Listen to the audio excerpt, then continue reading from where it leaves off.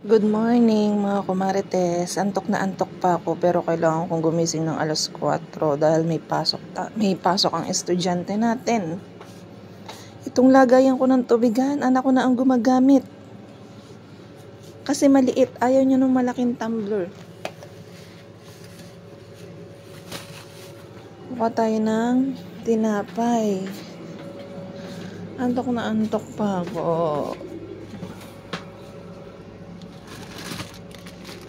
Meron siyang binili sa school. Ayan o. Kaya hindi ako nagpapawala ng gardenia kasi baon niya to sa school. Nabili din ako ng peanut butter.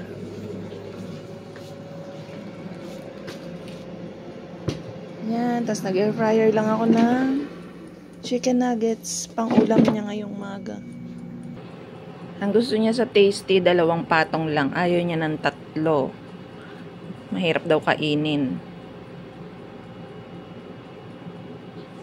Yan, bumibili ako ng peanut butter sa loob ng palengke. Maganda kasi yung peanut butter doon kasi hindi nagbubuo-buo pagkaunti na.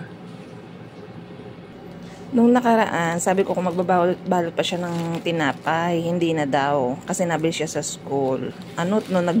Tanghali na gutom na gutom. Doon bumaba sa akin biyanan at siya daw gutom na.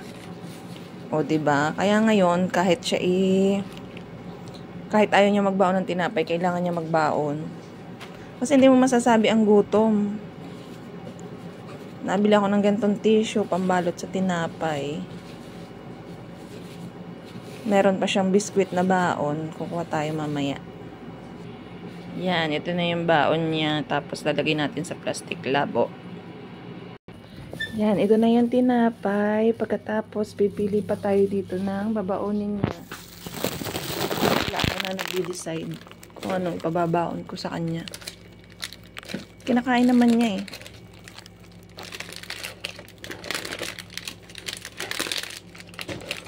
Yan.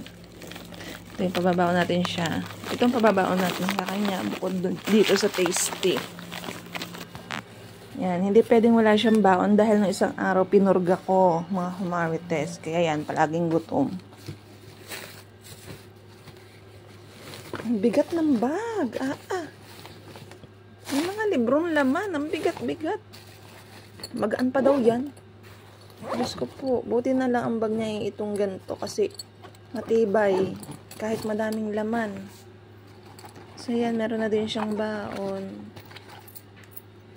Yan. 100 yung baon niya. Sabi ko mamasahin ng pag-uwi.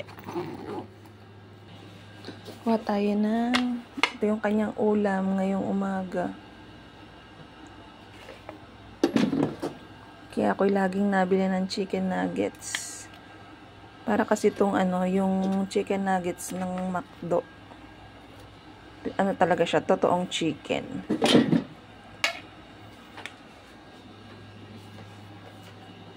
Ayan. Titimplahan din natin ng kape. Nagkakape din yun sa umaga. Kuha tayo ng kape. Wala na tayong grocery. Kakaunti na. Diba? Napakabilis ng kape namin maubos. 2 yung gento. Ngayon, 1 na lang. Ang natira, gatas.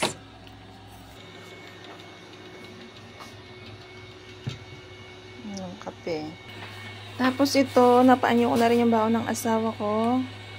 Mas gusto niya dito sa ice creaman magbalot kasi malaki yung space.